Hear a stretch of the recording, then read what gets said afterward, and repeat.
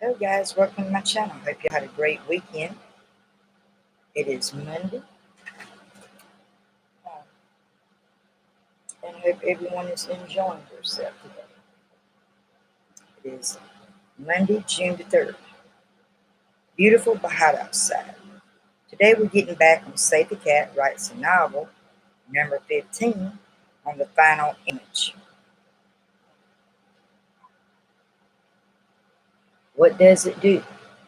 It provides an after snapshot of your hero and your hero's life to show how much they changed. Where does it go? 99% to 100%, this is the final scene or chapter of your novel.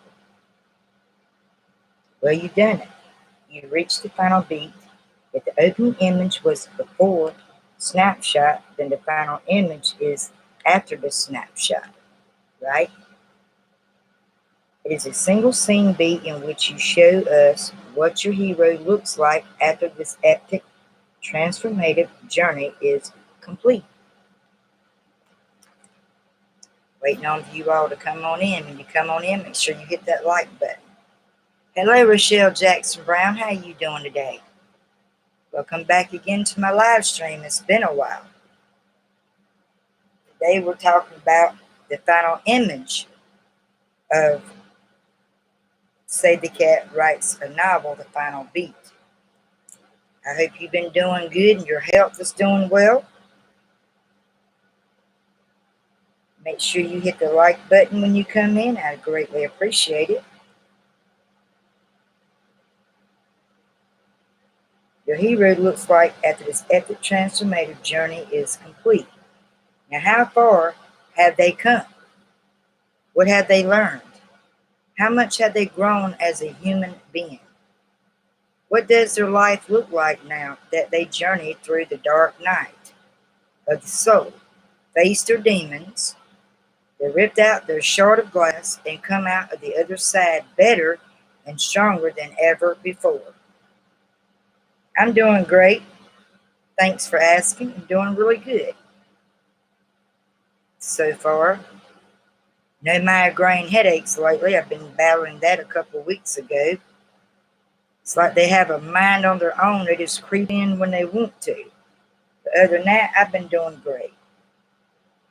In Me Before You, we see Louisa sipping coffee in a cafe in Paris, finally living her life. It is a far cry from the opening image in which she trapped in her quiet little English town. In The Martian, we see Mark Watney boarding the Hermes and reuniting with his crew. And the exact opposite beat to the opening image in which he had just been abandoned by the same crew on Mars.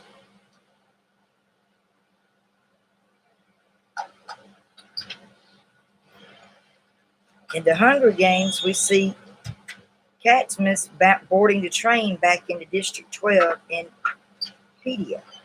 She's no longer the poor girl we met in the first chapter, just trying to get by. Now she's a victor and a rebel.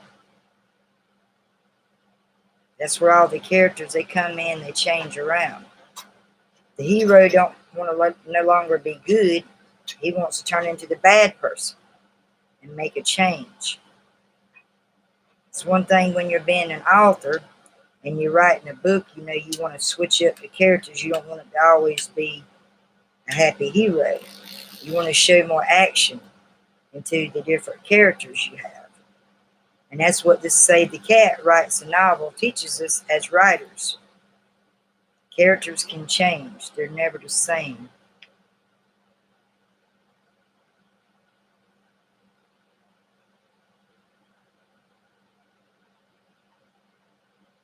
Thank you. Appreciate that.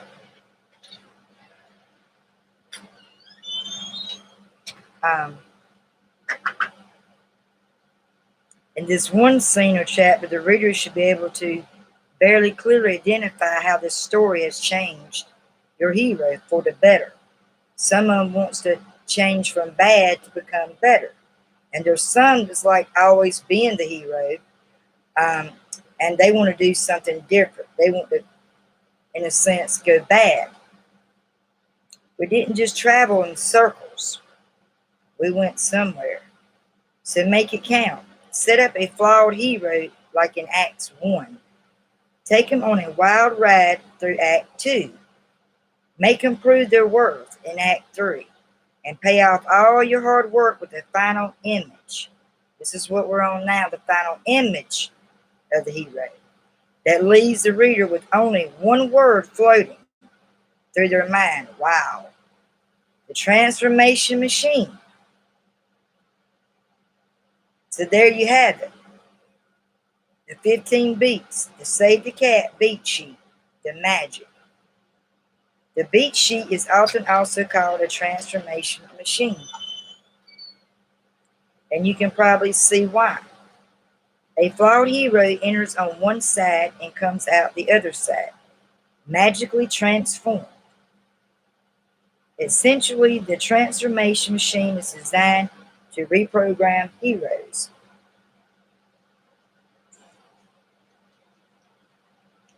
To change the way they think and act and operate. Think of heroes in novels as little robots, bebopping around, operating by a strict and highly flawed set of programming that causes them to make mistakes. You got some of your characters that makes mistakes in their stories. The transformation machine is the process that will crack open those robots, and they fiddle around with the wiring and programming inside until they can operate properly and can make better choices.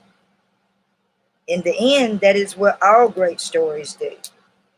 They reprogram heroes, they transform human beings, and the beat sheet is essentially your reprogramming manual. It shows you which wires to cut, which code to alter, and to what order. Pretty cool, huh? But wait, do the beats have to come in the exact same order that I outlined in this chapter? Not necessarily. As you'll see in the following chapters where I break down the two popular novels into 15 beats. Every once in a while, some of the beats get a little jumbled up. Sometimes the theme stated comes after the catalyst. Sometimes the catalyst comes so early that the setup and the debate get mushed together. Sometimes the false victory or false defeat of the midpoint comes slightly after or before the literal middle of the story. Sometimes the B story character is introduced like in Act 1, but doesn't actually become important until you reach the Act 2. The point is the beats are all there in almost every great story ever told. Because again, these beats do not create a formula. These beats are what make stories work. Because they're what makes humans work. Without a catalyst, your hero would be stuck in their own Hobum Act 1 world forever. Without a midpoint that raises the strikes, your hero will continue to meander around on the fun and games, never knowing that there's more important stuff to be dealt with out there. Without an all is lost rock bottom moment, your hero would never really change the right way. They have to hit rock bottom. See what's going on. See what the mistakes that they're creating. It's basically what that's implying. This is story, folks, because this is life. If you're having trouble visualizing how the beats fit together, or if you're just more of a visual learner, check out Help.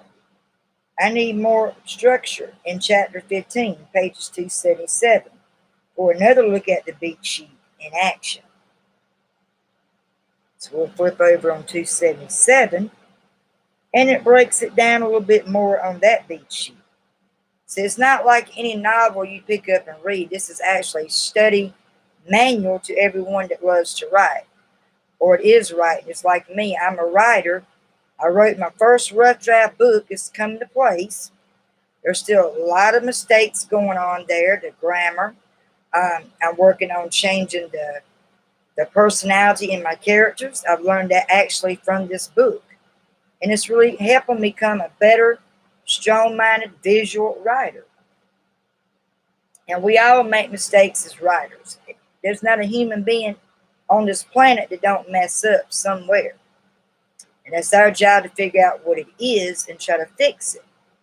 So it helps our audience and our viewers, or whoever's actually reading your story, understand the story better. And that's a big thing. I used to always have trouble when I first started writing, just figuring out what the title's going to be.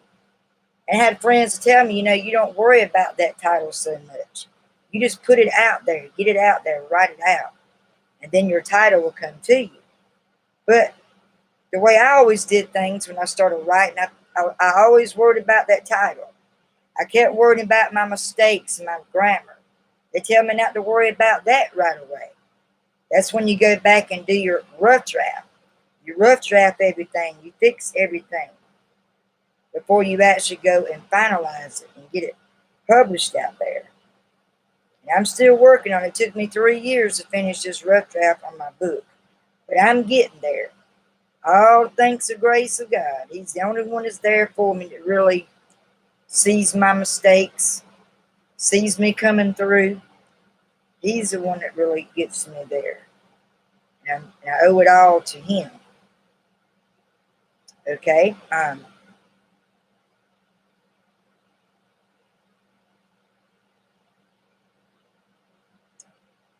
Another beat sheet, 217. So we're talking about the mistakes. Okay? You have your opening, number 1, your image pages. Number 2, you got your theme that's stated what all happened, what they were talking and lying about. Number 3, you got your setup, where the family attends the funeral of Sadie Lancaster. There's different things and they break it down. It's basically what that is. And then you got 4, your caplets. During the funeral, Laura hears an unfamiliar voice asking where her necklace is.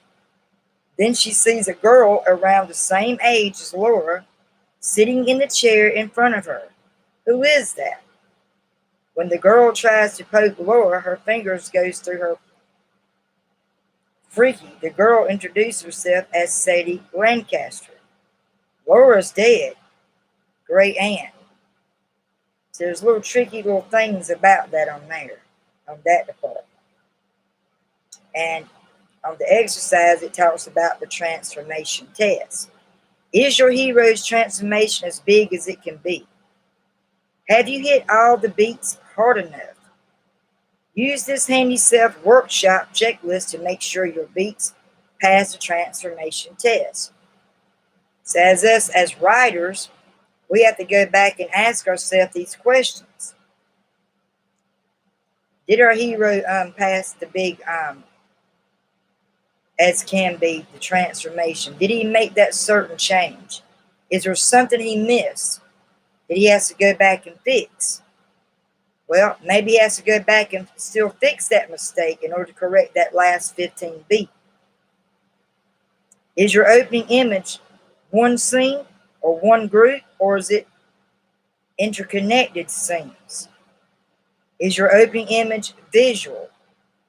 Are you showing and not telling? A lot of readers want to see action, not just, you're telling a little something about it. They want to see it all in action with that character.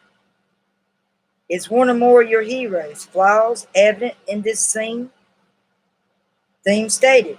Does your theme directly relate to your hero's need or spiritual lesson?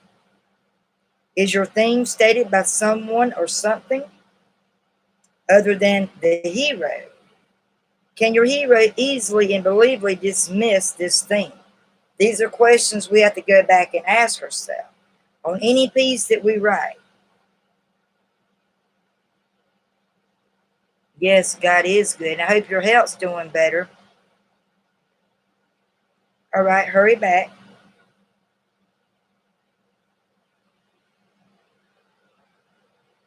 Have you at least shown one thing that needs fixing in your hero's life? Have you shown at least one thing that needs fixing? Have you introduced at least one, a story character? Did you clearly establish your hero's want or external goal somewhere in this beat? Have you shown your hero in more than one area of their life, such as home, homework, and or play? It's okay to have a little bit of playing going on in your heroes, but there's times you want to be serious as well. You don't want to confuse your readers and your audiences out there. You want to keep them hooked and drawn in. Are your hero's flaws evident in this beat? Have you created a sense of urgency that imminent change is viral? Status equals death. Did someone die? Did your hero become a bad guy and killed someone you cared about? Things like that. Does the catalyst happen to the hero? Is it an action beat? No revelations allowed here? Is it possible for the hero to go back to their normal life after this? Is this catalyst big enough to break the status quo? And then you get on to your debate. These are things that you check off that you do. If you actually have a copy of this book and you're studying it in sections, these are the questions for us to do. And you can test your own theory.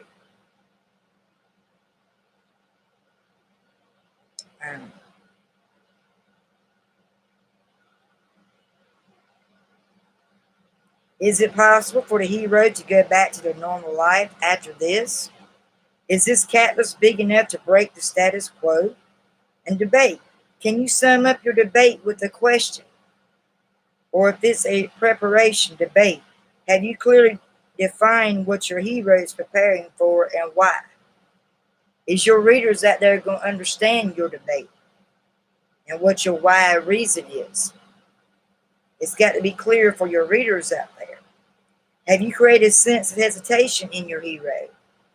Have you shown your hero debating in more than one area of their life, such as homework, and of course, repeat again, and play? Is your hero leaving an old world behind and entering a new one?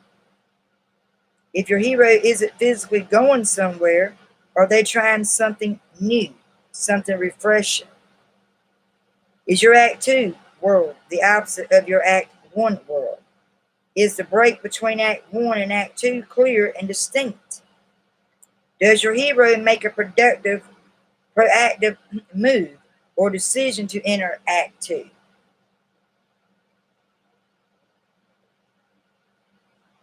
Is your hero making a decision based on what they want? Can you identify why this is wrong? Way to change. And then your B story. Have you introduced a new love interest, a mentor, a friend,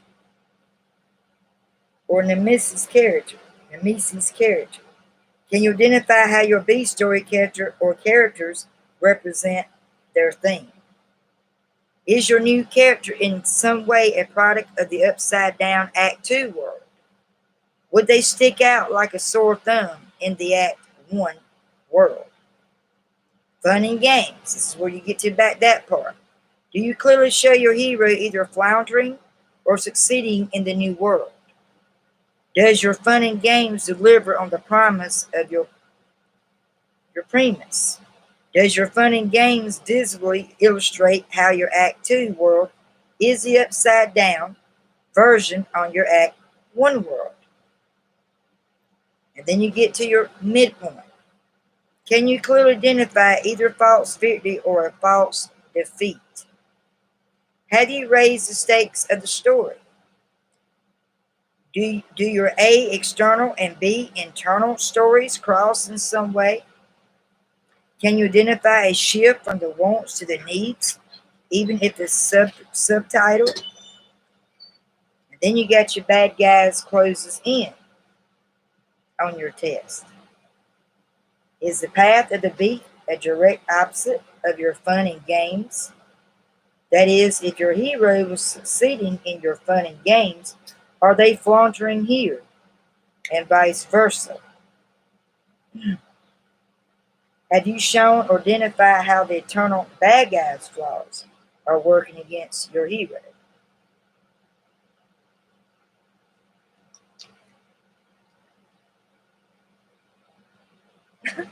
And then you got you all is lost.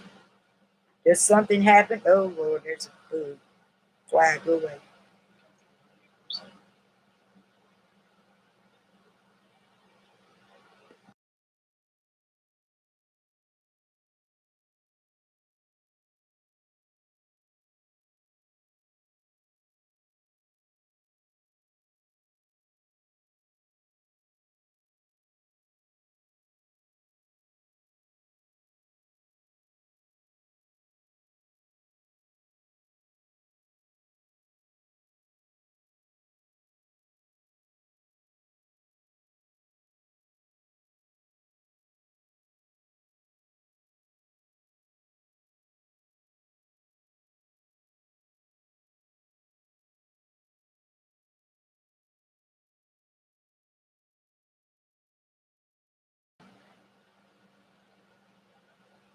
And now you're at the test on the section called All is Lost. Does something happen to the hero in this beat? Is your All is Lost big enough to push your hero into Act 1? That is, have they really hit rock bottom yet? Have you inserted a whiff of death? Does this beat feel like another catalyst for a change?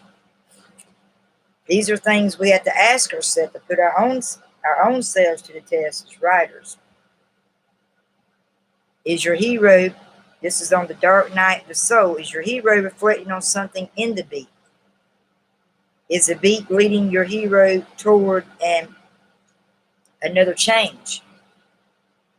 Does your hero's life seem worse off than it did at the beginning of the book? And then you got your break into 3. Does your hero learn a valuable universal lesson theme here? Does your hero make a proactive decision to fix something? Is this decision based on what your hero needs? Can you identify why this is the right way to change? Is your Act 3 world of Act 1 and Act 2? And then your final. Does your hero struggle to enact their plan? That is, does your final plan, is it conflict? Does it have any confliction going on with it? Is there a deep down moment when your hero proves they've really learned their thing? Do the A story and the B story somehow intervene in their beats? Do they kind of rub up against each other? They're having a lot of confliction in that. Is your final image one scene or collection of interconnected scenes? Is your final image visual? Are you showing and not telling? Is it evident how your hero has transformed, made that change? It's like butterflies. Butterflies mean a transformation. They make a change. Same thing with your story. There has to be a change somewhere. Does your after snapshot somehow mirror your before snapshot opening images?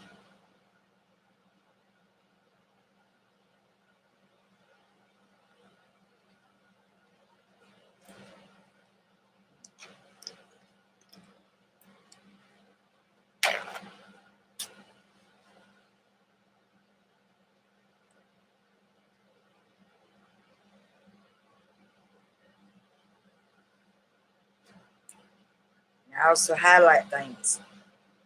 Things I have to go back and look at myself on here.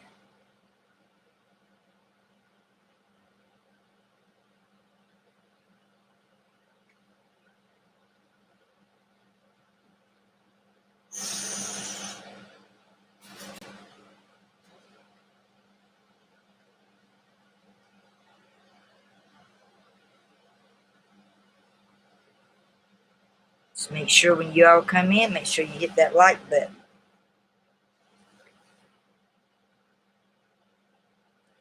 If anybody's confused with this, feel free to ask questions. We'll try to sum it up here. This book works through all. It's like a roadmap to its writers.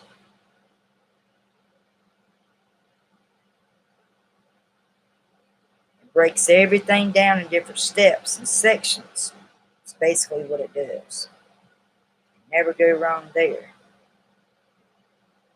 And you pretty much just apply these steps and these test notes with your own work. And it helps you become a better writer, helps you create and change the personality in your characters as well.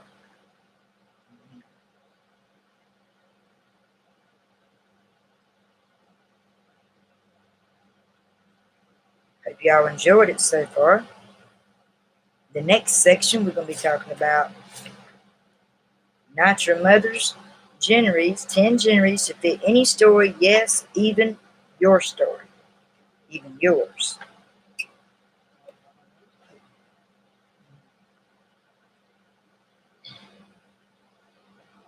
Is it real hot out there?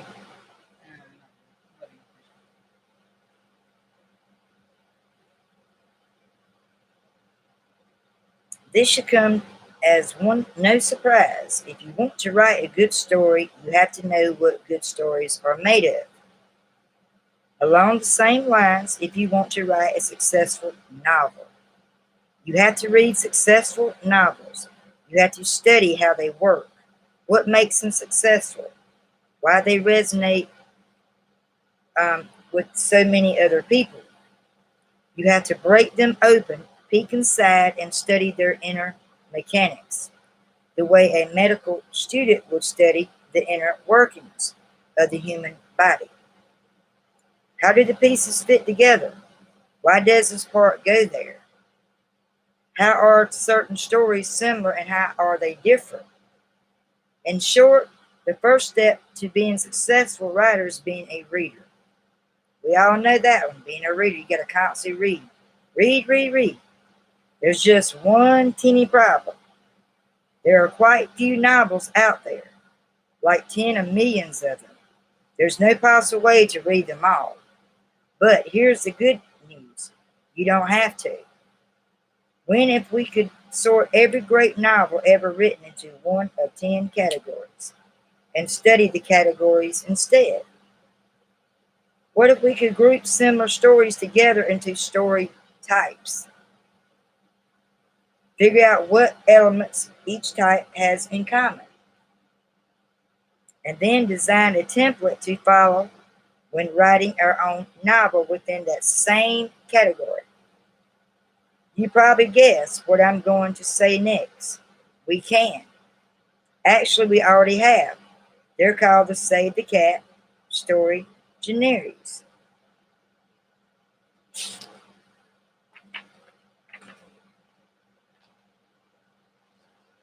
In the last chapter about the Save the Cat beat sheet, we studied the mechanics of story in general. Now it's time to dig deeper and study the mechanics of different types of stories, so that when you sit down to write your own novel, you have solid blueprints to help you craft a successful, compelling story. As the chapter title suggests, don't be fooled by the word generic. I'm not talking about comedies, dramas, horrors, or mysteries, or thrillers. Those are categories of tone. I'm talking about categories of story. What kind of story are you setting out to tell? What type of transformation does your hero undergo? And what central theme or question does your novel set out to tackle? These questions are much more useful to us as we develop our novels. And they are exactly the kinds of questions that Save the Cat story genres were designed to answer.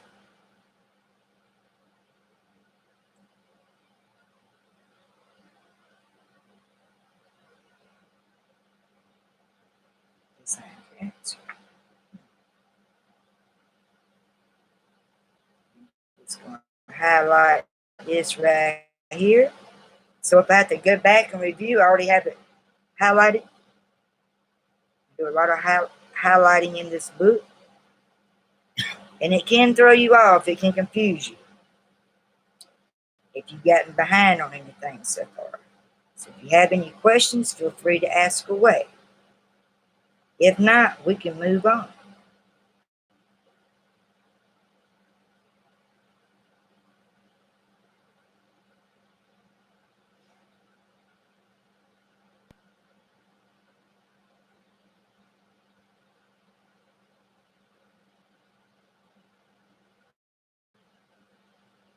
Here's the best news about the Save the Cat story generaries. There are only 10 of them. If you look back to the dawn of storytelling, from epics like the Iliad by Homer, the classics like Pride and Prejudice by Jane Austen, to modern-day blockbusters like The Girl on the Train by Paula Hawkins, all can be sorted into one of 10 story generaries. And as you study the generaries, you'll start to see that in almost all the novels included in the generic, certain elements or conventions appear over and over again. Now, before you go throwing the F word around formula, I'll tell you exactly why. For the same reason the 15 beats appear in almost all great novels. It is what makes these types of stories work.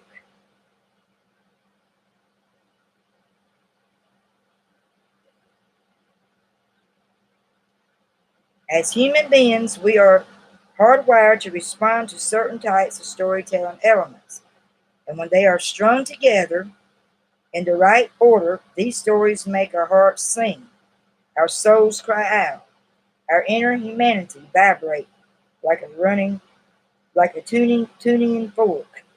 If we study the elements of each story generic and the patterns that make those elements successful, we can easily see why the novels in each generic are successful and why these elements and patterns appear over and over again in novels as old as the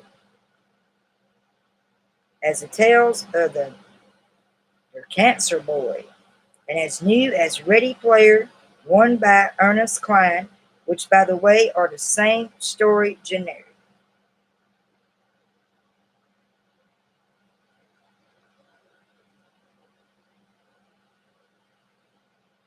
Just like the 15 beats, the Save the Cat story generics are the words cut out.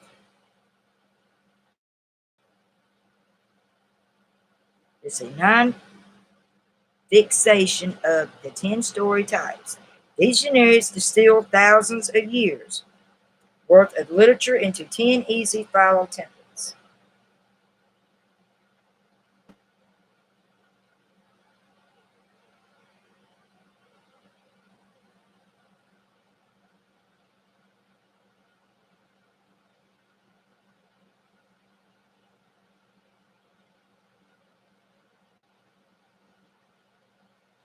No more tearing your hair out wondering why is my story not working. Figure out what genre your novel belongs in. Make sure your novel has all the required elements and your story will work. Don't believe me, just look at the century's worth of novel titles I've included as examples of each genre. All of these famous authors have made it work using the same templates I'm giving you in this book. Whether they actually knew they were doing it is another story, but they did it, and so can you.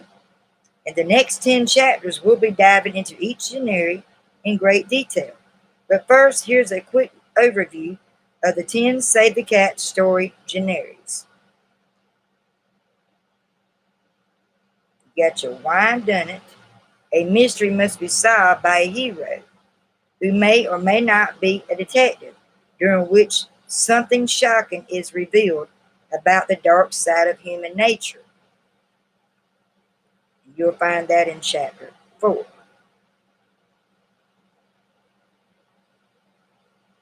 That section. Then you got your rites of passage. A hero must endure the pain and torment brought about by life's common challenges, which is death, separation, loss, divorce, addiction, the coming of age, and so on. That'll be on section chapter 5. Then you got the institutional lives. A hero enters in or is already stretched inside a certain group, the institution, establishment, or family, and must make a choice to join, escape, or destroy it. And that will be you'll see that in chapter 6 on that one. And then you got your superhero. An extraordinary hero finds themselves in an ordinary world, must come to terms with being special, destined for greatness. And that, of course, you'll see in chapter 7. The dude with the problem. An innocent, ordinary hero suddenly finds themselves in the midst of extraordinary circumstances, must rise to the challenge. You'll see that in chapter 8 on that.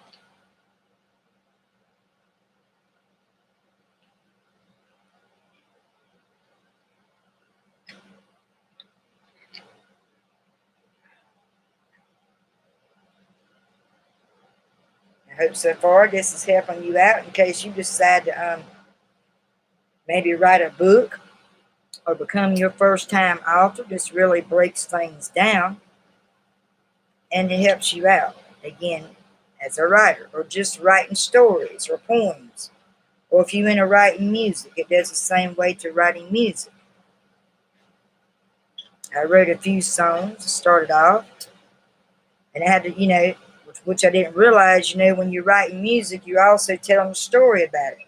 You're writing that story before it becomes to a song. You put it together. That's the same way of just writing story pieces. Or if you're going heading on, straight forward to being a novel writer. And when you're sitting there and you're by yourself and you might be in front of your desk on your notepad or right there on your screen, your computer, and you're sitting there, you're thinking, well, how am I going to put this piece together? I got this hero, I'm just using examples, Bob. And I got this hero, Susan. Susan's the artist. Bob's a mystery solver. They work together, they can put two heads together and they can solve the mystery of one another or that person they're trying to solve that mystery over. So you're the creator. You're the one that's creating the life of these characters. You better make it work. Because it has to be a change with someone. Someone has to be good. Someone has to be bad. Someone has to be a murderer in their story. And the viewers, they want to read about it. They want to see everything show and tell and action with that story. With that certain character in the story. Hello, David. It's good to see you back on. How you doing? Doing great. Back on to Save the Cat, number 15 on the image. We just went over certain things about the test, on things that us writers, we have to ask ourselves and answer questions over. Now we're on the Not Your Mother's generics. The 10 generics to fit any story, yes, even your story. And it's all coming together, starting to make sense. I see a lot of my mistakes in my own novel as I'm going through this. Yeah, I got to go back and fix this such part section. Oh, I got to go fix chapter 13. There's something I left off. It's bringing things to my memory as I'm studying with you all, whoever comes on here. Make sure you hit the like button when you come in.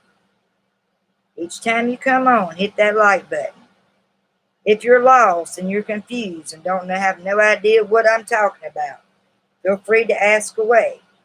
Ask me any questions concerning this. Save the Cat Writes a Novel.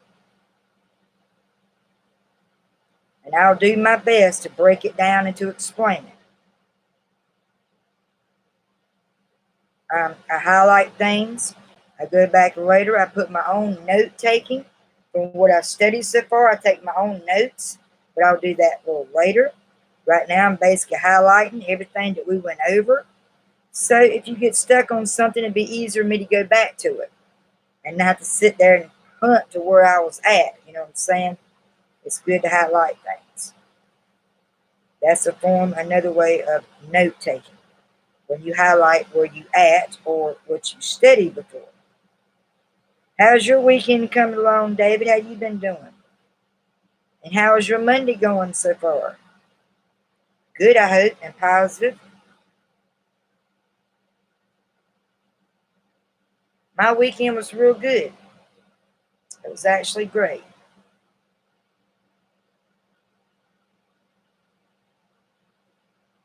I wrote a piece dedicated to my mother. My mom's birthday was Monday. It was kind of hard, but I actually wasn't sad like I thought I would be. Do I miss her? Yes, but I was celebrating her birthday. I get all fixed up, had my hair curled up because memories of her, she always dressed up when she cooked dinners or something special that was done on her birthday. She'd have her hair rolled. And I celebrate, um, it's basically like her day. It was actually Sunday. It was yesterday.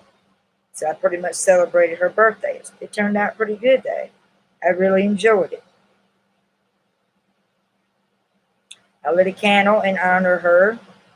I wrote a piece to her on AP, and that made me feel a lot better. To write down what I'm feeling at that moment. It don't always have to be negative. It can be things good that you're feeling. And it's good to write it down, so I did. And I hope your weekend was good.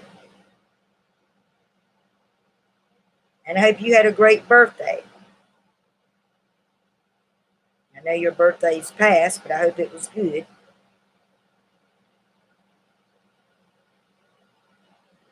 That you got to celebrate and had a good time.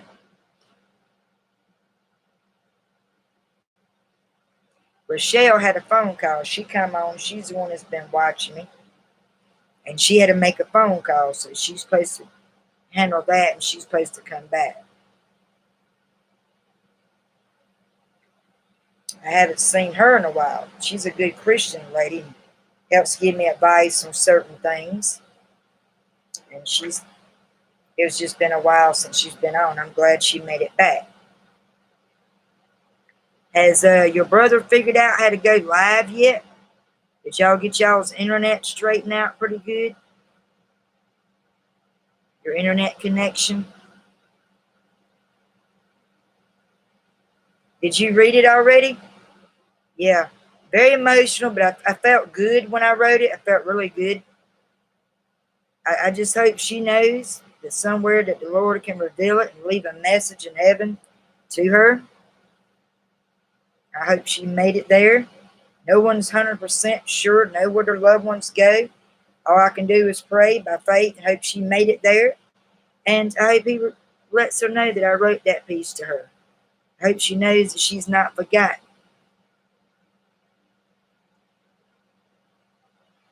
That she's always right here and here. As long as I have a good short memory, I'll never forget her. She liked to read. She read magazines. And she liked to watch forensic shows, stuff about the law and crime. That was a lot of shows she liked when she was alive. She loved Friends. She loved Frasier.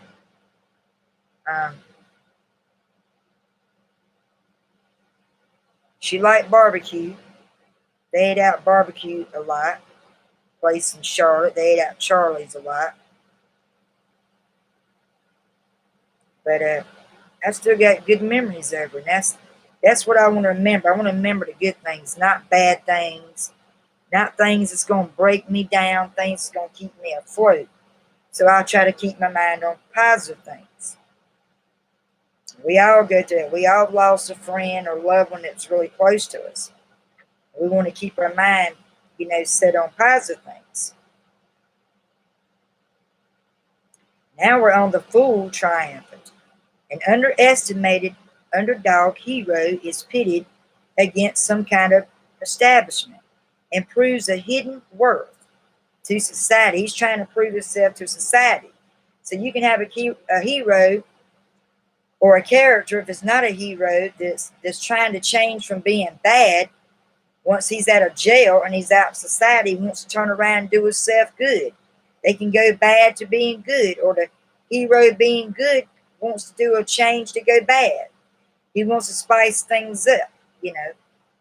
There's different reasons why they do things like that. But the fool, like I said, the fool triumphant. He's wanting to prove himself to society. He wants to make a change. He's wanting to do good. And it teaches you how you can actually still keep your character alive, but change the way they look at things. They don't have to always be a hero in the story. It can be a murderer as a character in your story. Who did he murder last week? Did they ever catch the murderer? Did they do a deep, thorough search? You know, things like that. Did they ever catch the killer? That's what readers want to see. They want to read, show, and tell things in action of your story or your novel or with your characters all in one. They want to see action, show, and tell. That's what draws in your readers. That keeps them hooked. If you can't hook your readers, they're not going to be interested in your pieces. You want to keep them hooked. It's like drawing that fish on the line. You don't have the right bait, they can still bite. They'll eat that item or object that's on that hook, but it's no guarantee you're going to reel that fish in. The same with your characters. Same with your readers. You want to keep them hooked in and draw it in. That's really important. I'm just learning so much more. It's getting more deeper in this book now. And then you have your that's my alarm. Lets me know someone's walking up or an animal. But you all know my partner's son's out for the summer, so he's probably out there doing some work in the yard. Now we're on the out of the bottle. An ordinary hero is temporarily. As I said, they don't have to always be heroes to full major time. They can make a transformation. They can change to something else. The hero is temporarily touched by magic, usually involving a wish fulfilled or a curse bestowed. And the hero learns an important lesson about appreciating and making the most of reality. We'll learn that in this section of chapter 11. Golden Fleece. A hero or group goes on a road trip, say, of some type, even if there's no actual road, in search of one thing, and winds up discovering something else themselves. Then you have the monster in the house. Wonder who that monster is going to be.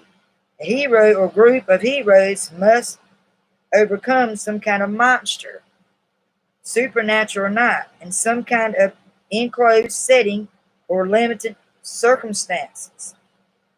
And someone is usually responsible for bringing the monster into being. That'll be in chapter 13 on that one. So see, you got to break through the monster. Who's that monster going to be in your story? Which character is it going to be? Is it going to be the hero turning evil? Or he was a hero and it's just someone that's actually literally bad, that's playing that bad role of that character?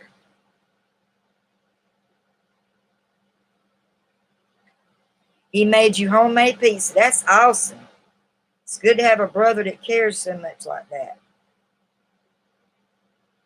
Y'all must be pretty tight, real close.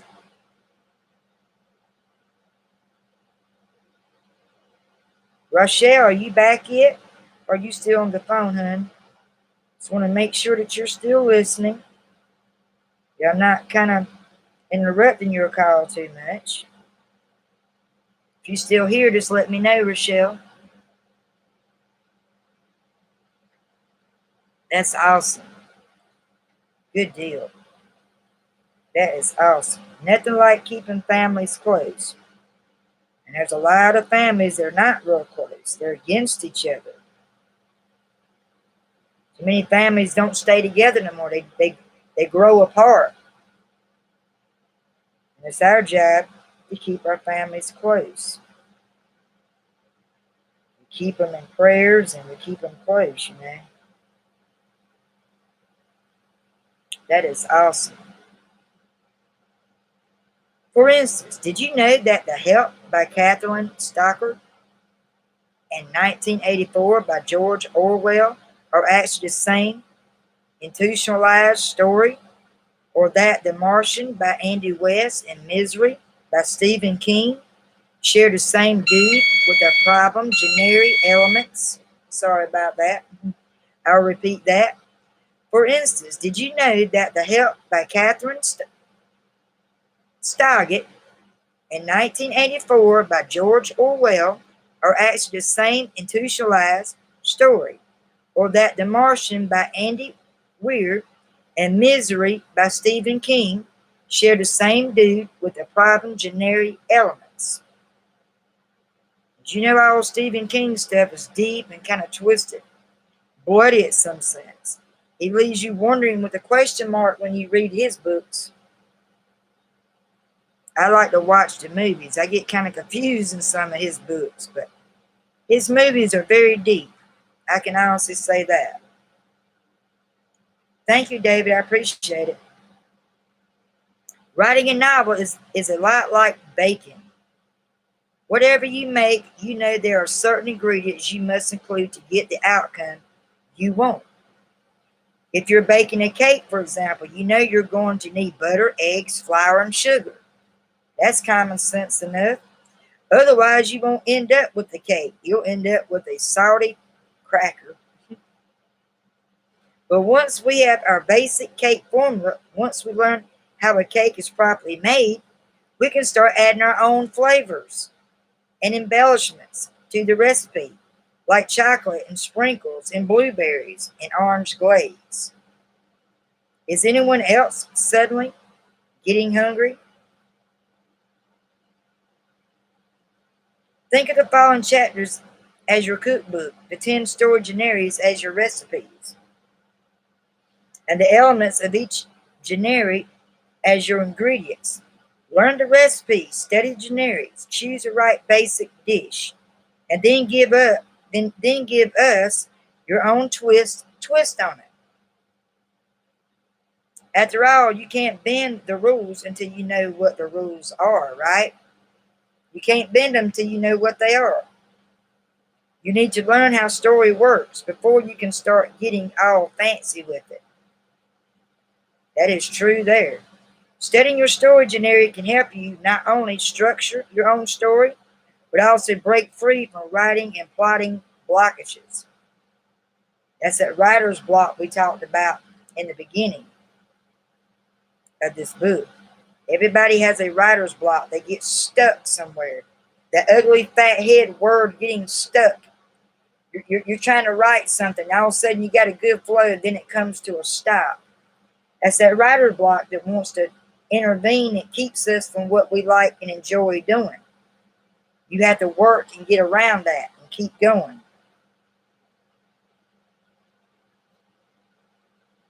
Whenever I get stuck on a certain part of my story that falls for getting stuck, as I said before, I always bust out the old Save the Cat generic breakdowns. Is what we're doing now. Find novels and movies that are in my chosen generic and get studying. Seeing how my predecessors tackled the same generic elements inspires me with new ideas and almost always busts me out of my blockage. I love this section. As we time to time come back to this section to where we feel like we get stuck. If you don't keep your writing going, you don't stay with it every day, you're going to get rusty. You're going to get dull. And that ugly head writer's block is going to step back in. It's going to intervene again. You got to constantly stay with your writing. Whatever it is, stick to it.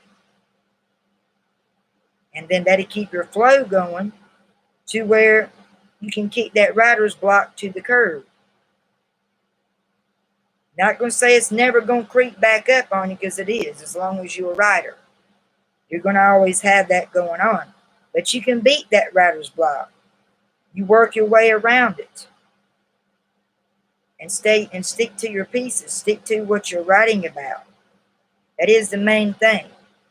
That's why all the notes, the highlightings I do. I tell you, if you have questions, feel free to ask away concerning this, or why you need generics and things like that. I mean, it breaks it down. It tells you. In section of this book, it tells you how to get past your writer's block. Writing a novel is it's a lot like baking. It breaks it down. You need your right ingredients in order to bake your cake. It tells you that. So it's the same thing when you're sitting down and you're writing your story. What is your piece about this time?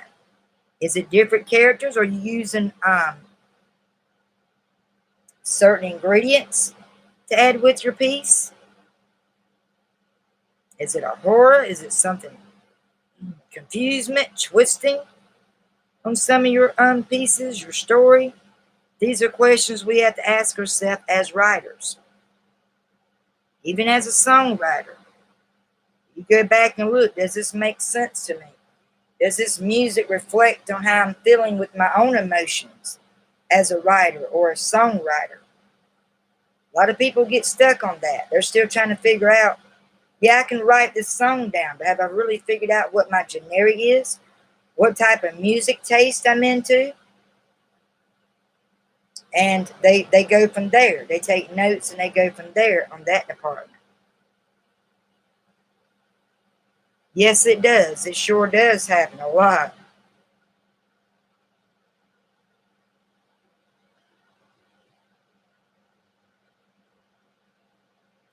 I'm loving this book, and I'm slowly getting through to it.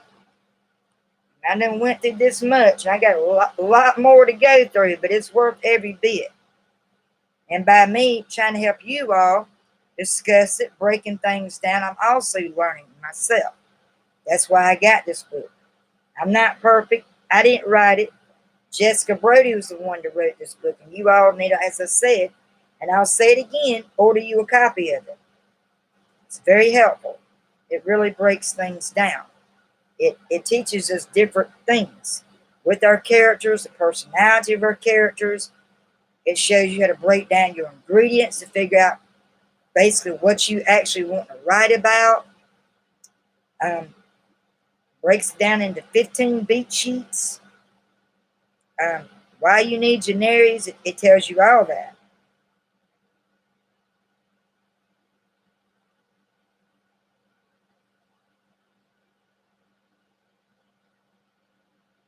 And like studying your story generic can help you not only structure your own story, but also break free from writing and plotting blockages, as I said before. And at some point, you're going to have to pitch your book to someone else. Someone else is going to have to look at it. They're going to be the judge. Why this person simply has to read it. We all got that thought. Why do they have to be the ones that read it? Why can't it be this other person? And nothing gets the job done faster and more effectively than telling them what your book is similar to. They want to know what it's similar to, what it's about. They want a brief but short conclusion and summary of your story. When someone asks you what your book's about, what they're really asking is this. That's what I was just talking about. Go figure. I'm getting the hang of this book. I think I am. What is the most like, and how is it different from that? They're asking about the story's generic without even knowing it. Now, of course, you're probably not going to start off saying, well, it's a dude with a problem story, because unless the other person has read this book, they're going to give you a very funny look. But you're going to use what the publishing industry calls comparable titles, or comps for short. And where will you find those comparable titles? You got it. You'll go straight to your story generic. That's where you'll find it at, through your story generic. So to save the cat story generics will not only help you write your novel, they might eventually help you sell your novel too. The final note, the bleeding generics. Oh boy, it gets deeper and deeper, but it's starting to make more sense. I was really confused when I first was on the section on Acts 1 and Acts 2. It kind of threw me off. But as I went back and studied it and highlighted it more, it's starting to break down and make more sense. Because all of it's eventually connecting together. It's just we're breaking it down in certain sections so we can try to understand it better. And now we're on the final note of bleeding generics. But let's face it, novels are complex. They don't always fit nearly into just one category. That is true. They fit in several categories. They're not always just that one category. They're in several of them. I don't think I got no video. What video did you send me? I don't think I got it. I've been cleaning out my emails all weekend. I don't think I got it. But I'll check it after I get done with this live stream. I'll be sure to go back. Or is it on AP that you send it to?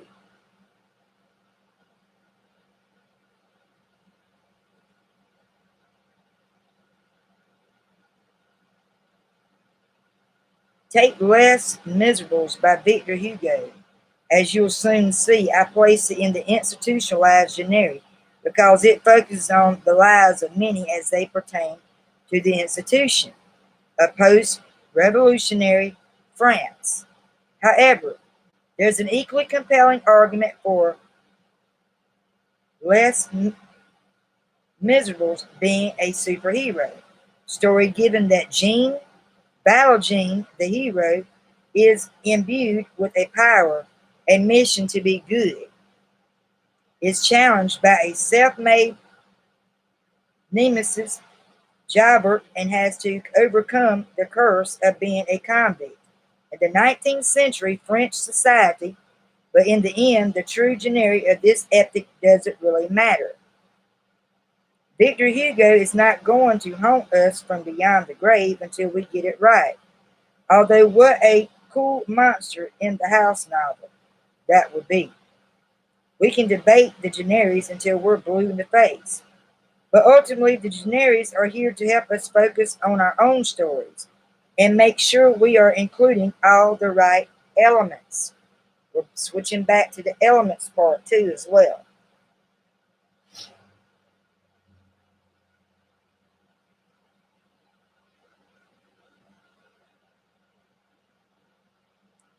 So as you set out to plot and write your own novel, listen carefully on this part. Try not to stress too much about finding the exact perfect generic match for your story. You might find that your story amplifies several generics. Your job is to pick the generic that your book is most like. Nothing is black or white. Many things in life are 50 shades of gray, which, by the way, in case you're wondering, is a buddy love. You find a generic that feels most right to you, and keep in mind that it can and very well might change as you write and revise, which it does. My whole novel has actually made a complete changeover since I've gotten this book. It's twisted in some points. There's some romance involved with the mother and the daughter, and there's definitely some twisted points in here. Stay tuned for my rough draft on that one. Boy, I had some twisted scenes in there. You find a generic that feels most right to you, and keep in mind that it can, as I said, very well might change as you write or you go to revise. My novel is unremembered. Changed generics about 3 times while I was writing it. It started out as a dude with a problem. A girl survives a plane crash with no memories. Huge problem. Very huge problem right there with her deal.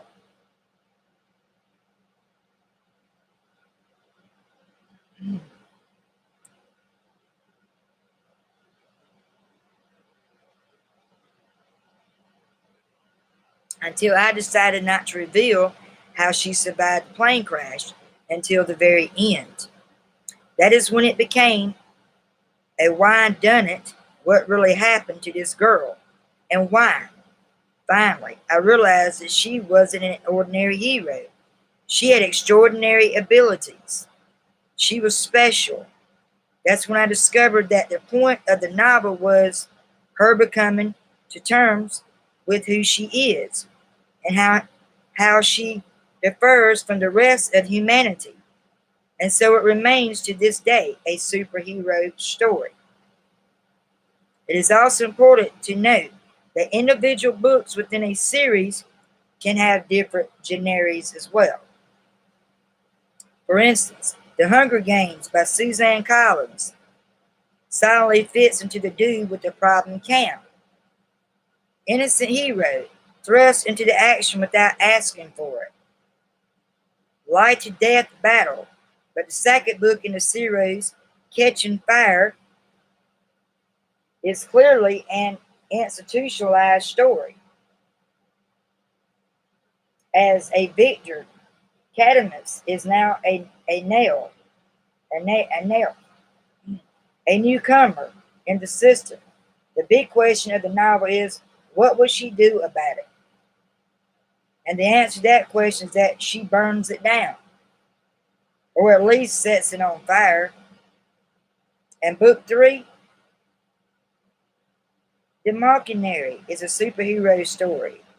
It's about Catamus coming to terms with her special status as the Mockingjay, the leader of the rebellion, and going up against her self-made nemesis, President Snow.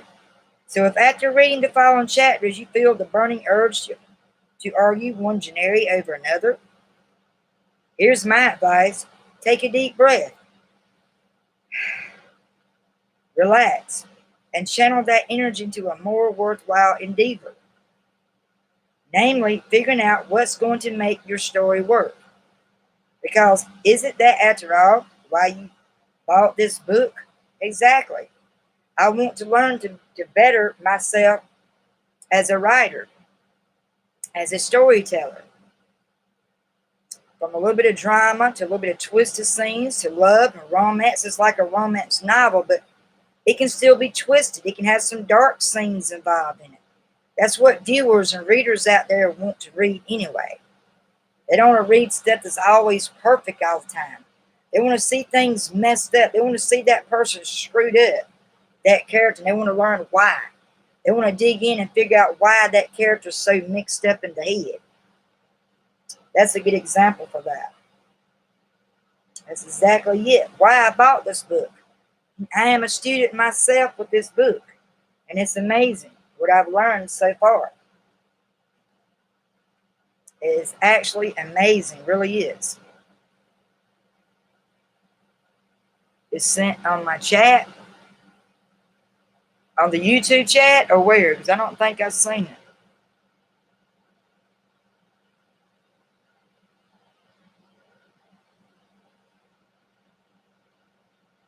I don't think I've seen it. Maybe it's sent on my YouTube notification. I have to go check it out, man.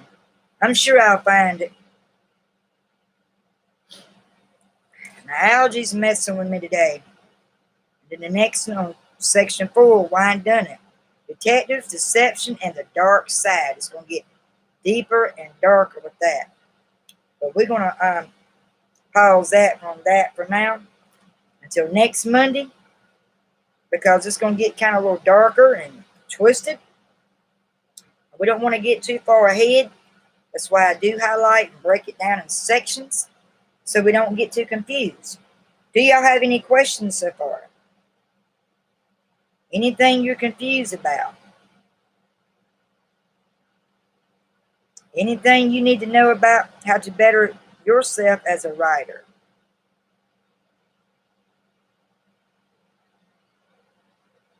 So I'm here to inspire, to live, and to teach, to learn. I learn as I'm teaching. I want you all to learn and get something out of this as well. It's very important. It's all in vain if I feel like nobody's learning anything. It'd be all in vain, would it not?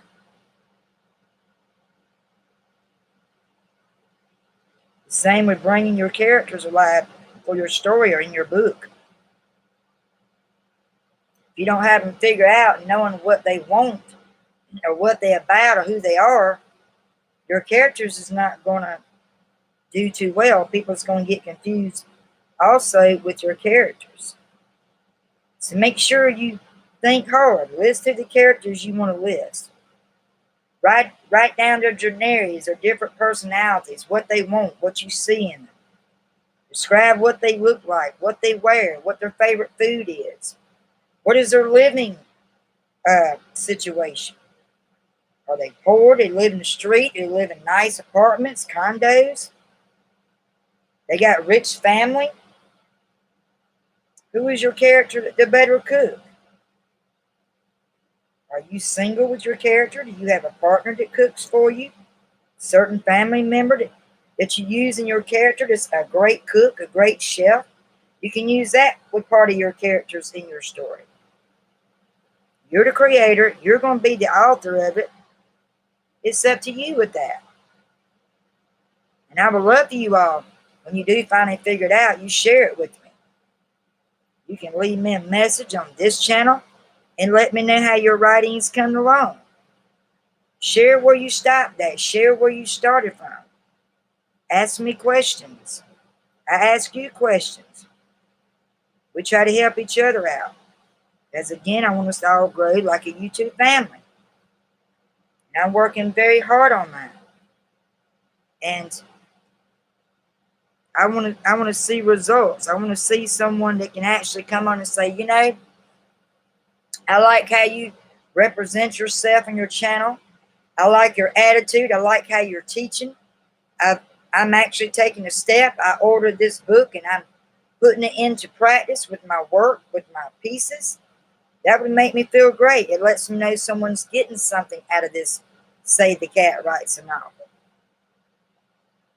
It helps me know for sure and clear that somebody's getting something out of it. I know everybody's channel is different. Everybody don't have the same channel. Some people do just family vlogs. Some do cooking on their channel. Some are gamers. Everybody's different.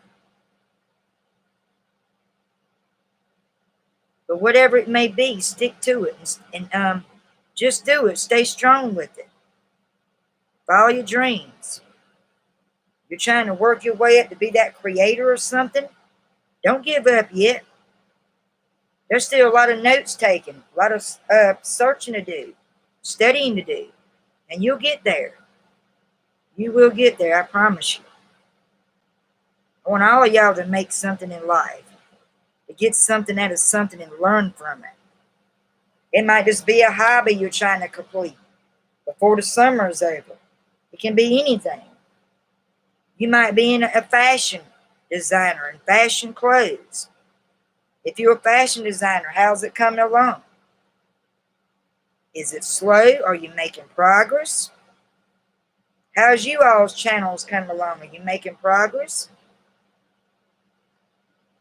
Are you hooking your viewers? Or they're staying? Or are they just taking a peek and walking out? I get a lot of those. If my channel don't fit their generic, they're going to walk out and go to someone or find that channel that suits them or fits them. It happens. But it's all about finding what they're into. Same with your story. When you're finding that certain movie or that certain book, you want to have it based on related to your characters or your story. Hello, THC. How you doing? You didn't miss it. I'm sure you don't miss them intentionally. There's been a lot of people missed them last Monday, but I think it's got a lot to do with your time zone or, of course, Memorial Day, stuff like that. I made it up for Monday. I made it up on last Tuesday. Did a lot of things with family and stuff like that. But I'm doing great, and I hope you're doing great. How is your channel coming along? Miss THC, welcome to my channel. Make sure you hit that like button when you all come in. Come on. I want to see some more people come in. This is how we grow. And I hope what I've been teaching at this book is really helping y'all. And if you have any questions, feel free to shoot them at me. Ask away. As I do education, I do inspiring. Just different things. You all basically know I am a writer. I am a bookworm. I love to read all different types of personality books, things like that. I appreciate you coming by. It's actually studying Save the Cat Writes a Novel on 15, The Final Image. We discussed that. Now we're talking about the final note of Bleeding Your Generis. Who do you want your character to be? Are they all going to be good? Are they all going to be the ones that's going to rescue the bad guys? Are they going to somehow get caught involved in a certain crime, and they decide they want to turn evil and join the dark place, the dark side? You have your good characters and you got your bad. And you also got the ones that don't know, and they're just all twisted in their head. And this is a section where I last stopped at. But I can go back and do a little bit of viewing on it if you like. Not your mother's generis, 10 generis to fit any story, including your story. We went over it. This should come to no surprise. If you want to write a good story, you have to know what good stories are made of, correct? Along the same lines, if you want to write a successful novel, you have to read successful novels in order to be a good writer of a novel. You got to get inside of other novels' head, see what they study, and get the ideas that they have. But of course, it's got to be your own ideas. But they can help boost you up, basically, is what I'm saying there. If you want to write a successful novel, you have to read successful novels.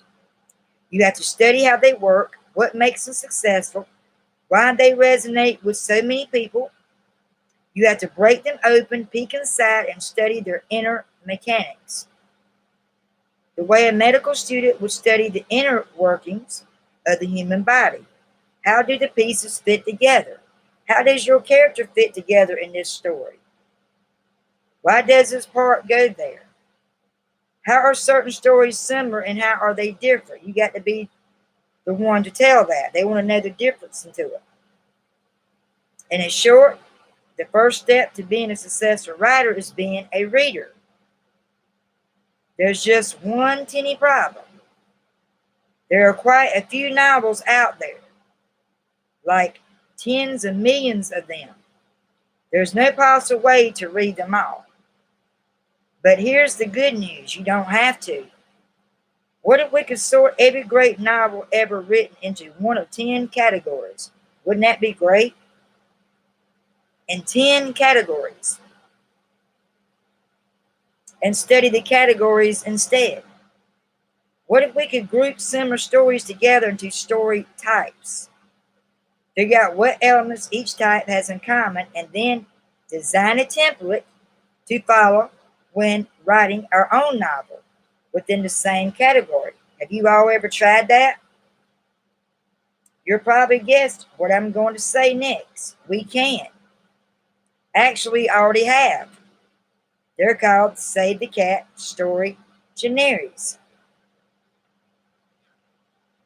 And it's just so much stuff that's actually teaching me as I'm trying to educate you all. I'm also a student in this book. You have to break it down because you can get confused. In the last chapter about the Save the Cat beat sheet, if y'all familiar, we studied and broke down the beat sheets.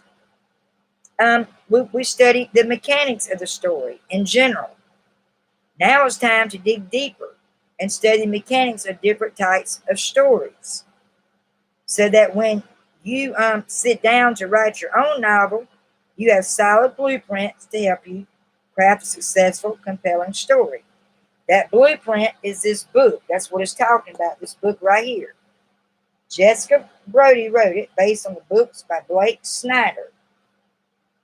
Save the Cat writes a novel, the last book on novel writing you'll ever need. You all need to get you a copy if you haven't ordered it. You can order it off of Amazon, eBay, I'm sure Kindle, Indie Books. I get a lot of books from Indie Books. The shipping is very fast, and they pretty much accurate. They come on time. And what kind of story are you trying to tell? You got to ask yourself these questions. What type of transformation does your hero undergo? Your readers wants to know that. If they're sitting there reading your book, that's going to be the questions in their mind. What central theme or question does your novel set out to tackle? These questions are much more useful to us as we develop our novel. We have to put them to practice through our own work, including me. I have to write out these same questions and go back and answer it.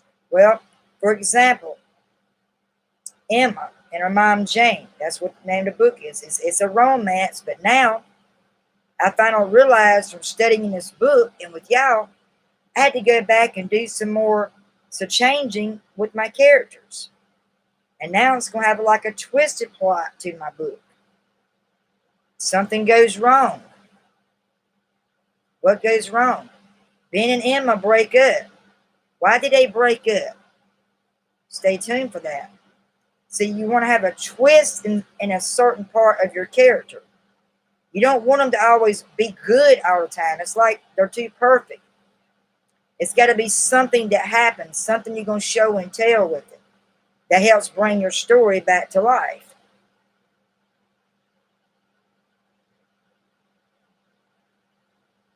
Thank you. I appreciate it, Bestie. I'm just making sure that y'all are not confused. If I confuse y'all, please comment there and let me know if you're confused about anything. Sometimes I have to take a break and go back and reread something. But that's okay, because that's how you learn. If you read too much at once, you're going to get lost in this book. The show and tell, I highlight things that I study and I go over on my channel. See all the highlight notes. It's good to highlight, so if you do have a confusement or a question, I can go back to it. Or I can go back to my other notes and give you of opinion some notes that I got from the questions. We all work together. We can learn together. We can also grow together as writers. So important.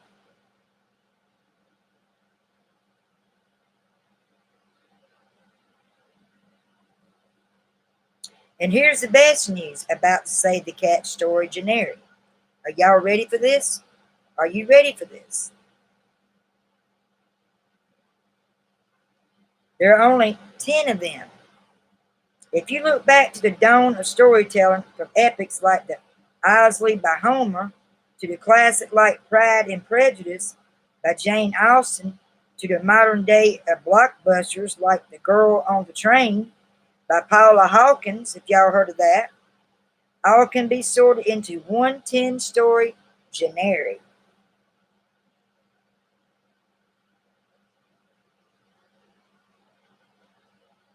And as you study generics, you'll start to see that in almost all the novels included in the generic, certain elements or conventions appear over and over again.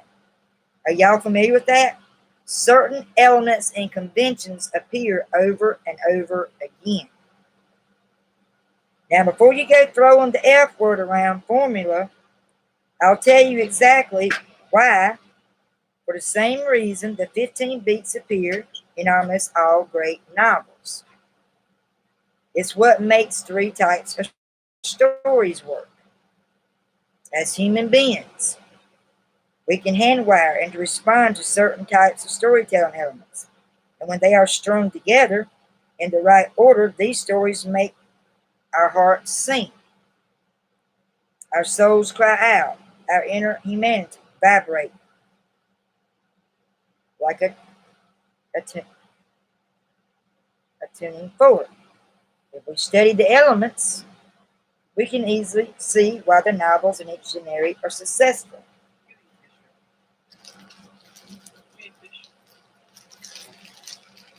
As long as it's clean good and ain't no bones in it. I eat the crap of it.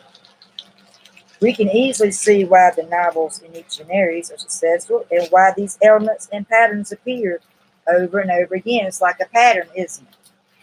If you don't watch yourself, you can create the same pattern with your character. And your readers can get bored with it if you don't make a change with it. That's why I was talking about it's good to always switch up certain things, personalities with your characters. They don't have to be a hero all the time. The hero can change from being good to being bad. Or the bad person can change and decide they want to become to be a hero. Vice versa. They can make a change. It's really important that you get the heroes and everything situated and figured out. And you want to check out books that's got something to do with your generic or what book you're trying to write. Or get books or rent movies that fits your generic on your characters. That makes a lot of sense there. So I hope this really has made sense to y'all, because it's making more sense to me. I used to get confused on that when I first started reading this book. As I broke it down in sections, it's actually starting to fall in place better, starting to make more sense to me.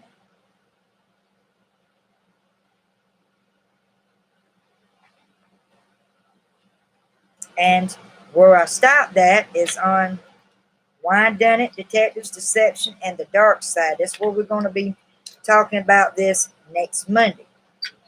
And you all know I do my live streams on Monday and Fridays now. I used to do 2 and 3 and 4 of them in one day, and I think I was confusing people and kind of pushing some people away, I'll be honest. So I'm taking a little break and just doing more studying, doing more note-taking, more on my writing pieces, and things like that. But I've not quit. I'm not quitting my channel. I'm still here. It's just I'm going to start doing it on Mondays and Fridays now. Fridays, is all story time. Now, this past time, it was Memorial Day. If it's holidays, I'll take that day off and I will make up for it for that next day, as I did for last week. And technically, I was supposed to go live Monday, but instead I made up for it for last Tuesday. I made it today. There's no holiday today that I know of. So, hope I have not disappointed anyone. I'm very honest when I come on my channel. If something comes up and I don't make it, when I feel better, if I'm sick, I'll get on there. I'll let somebody like my best friend know, and he can get the word out to some of you all. But you will know the outcome, what's going on. I never leave my fans in the dark, because that's important. If you don't start being dedicated and doing a channel every week, they're not going to believe nothing you say. You have to be loyal. In order to keep your fans, your subscribers hooked, you got to be loyal with them. I just want y'all to know that I'm very loyal. I enjoy what I do and hope you all enjoy your channel as much as I enjoy mine. And I enjoy seeing people I haven't seen in a while, and I enjoy seeing new faces that comes on. That's how we grow. That's how we build each other up in our channel.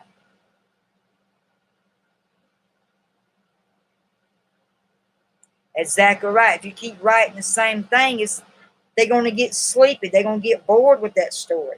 They want to see action. They want to hear about someone getting murdered, hearing bodies parts chopped up, and it was left buried in a trash bag in a dumpster until the next morning, until they try to figure out where they're going to hide those bodies.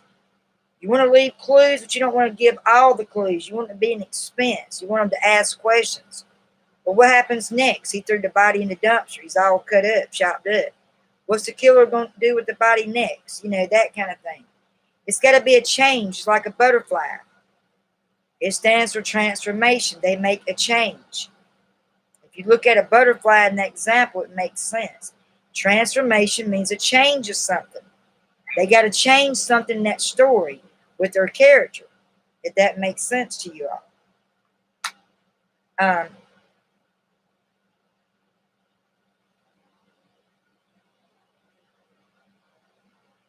I really do enjoy it. I think I'm getting much better.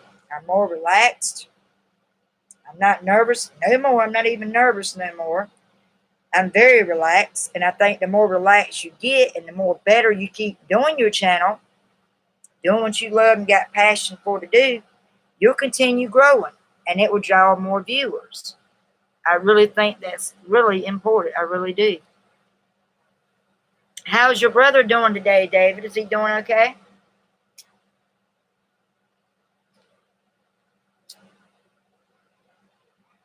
Is he having a great day? I would like more people to come on because now we're just going to be the chat of the hour. We're then done the study time. Stay tuned to next week on Say the Cat Writes a Novel. We're going to be on the bleeding of the dark side generics. Can't wait the next week.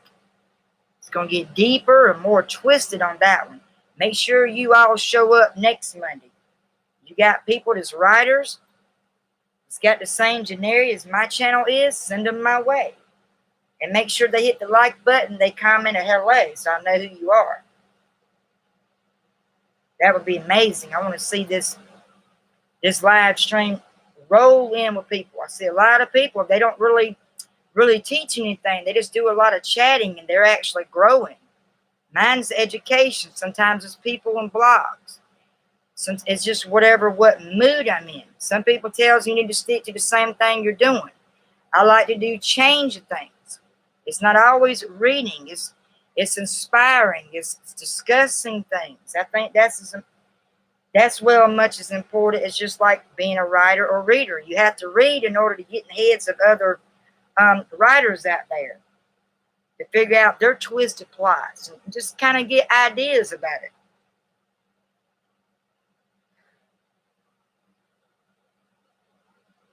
That's good. I'm glad he's doing great. And I hope he figured out his live stream because he was thinking about setting one up. I don't know if he's got it set up or figure out how he's going to do it or not yet. But he needed my help kind of a little bit, and I hope I helped him on there.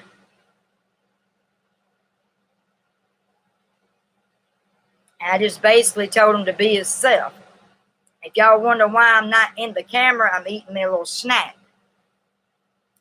I don't know if people like to see other people eating while they're going live, so I'm kind of turning to the side. I'm eating me a Musketeer bar.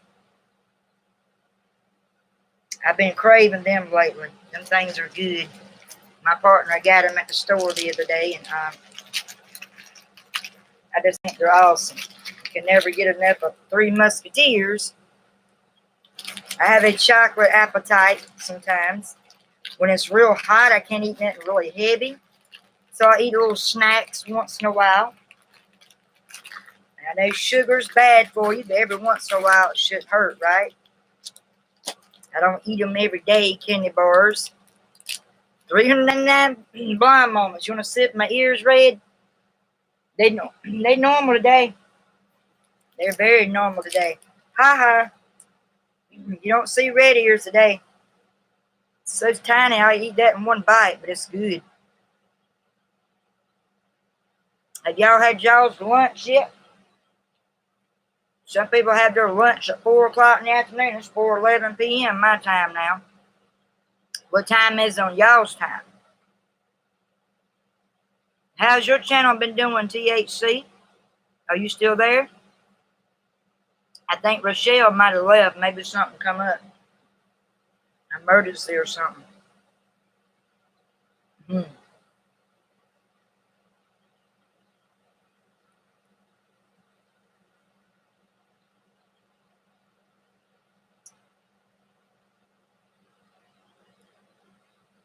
want to see some more people come in.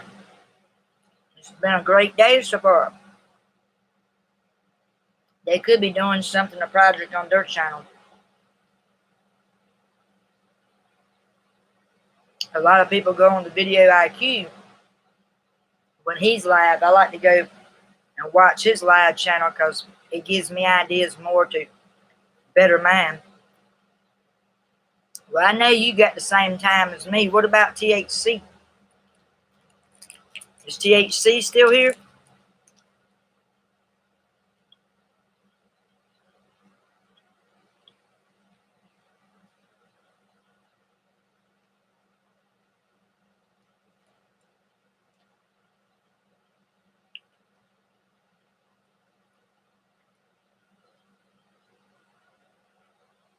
You gonna have to live YouTube video next month? Next month, huh? That didn't make sense. Are you gonna go live, David, or what you talking about?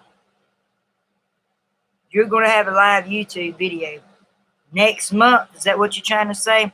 You put next much. Guess what, guys? Stay tuned. As far as I know, my package is supposed to come this week, Friday. Is that right, David? Is my package supposed to come this week, the 7th? I can't wait. I'm getting a bigger package. You all know, y'all like to share my mail unpackaging. Everything I buy, as far as books or anything like that through the mail that I order online, I like to share it with you all. Yay, that would be Friday, I think, either Thursday or Friday.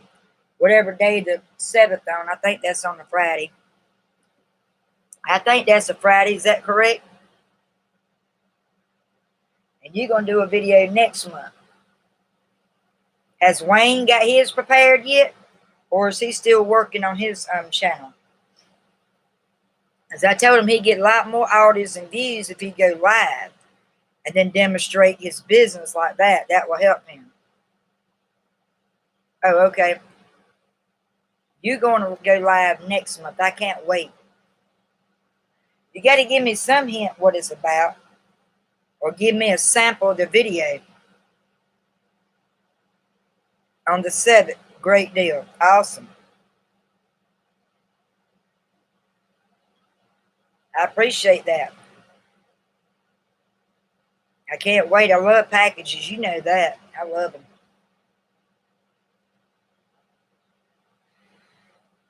That just cheers me up. In case y'all don't know what y'all talking about, my bestie's got books and things that helps better me as a writer, and they send me certain packages. I think it's awesome.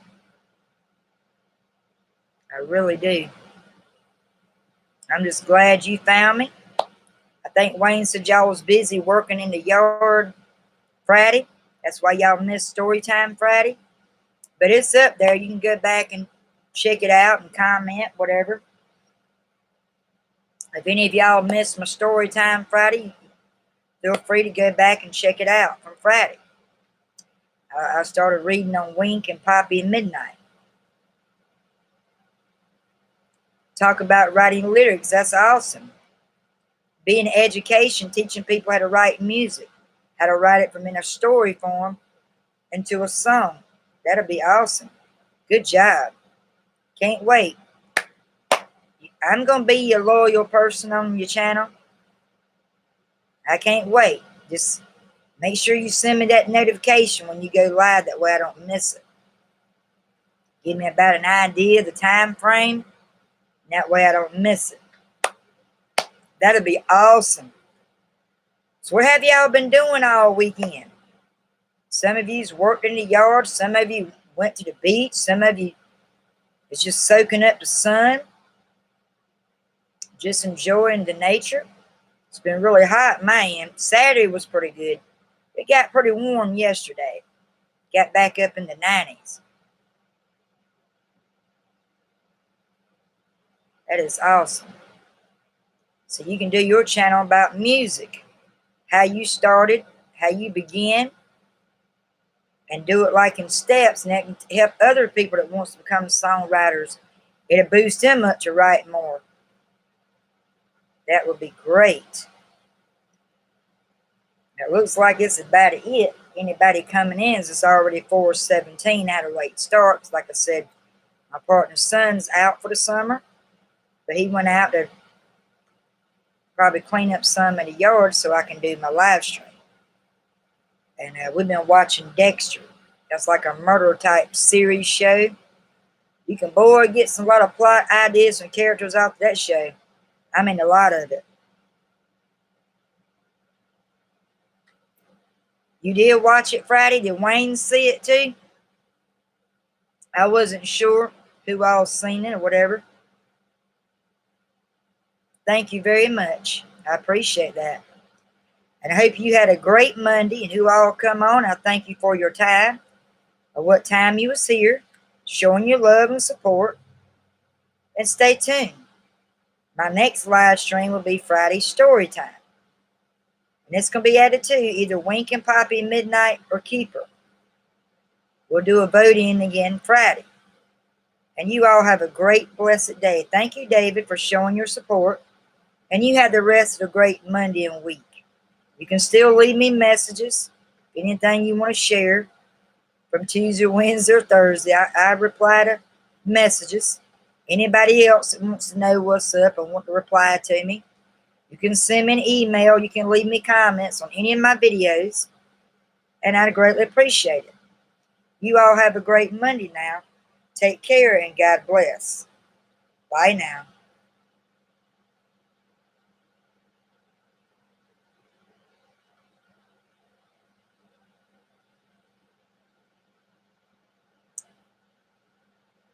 You have a good one, David. Take care, and say hi to Wayne for me.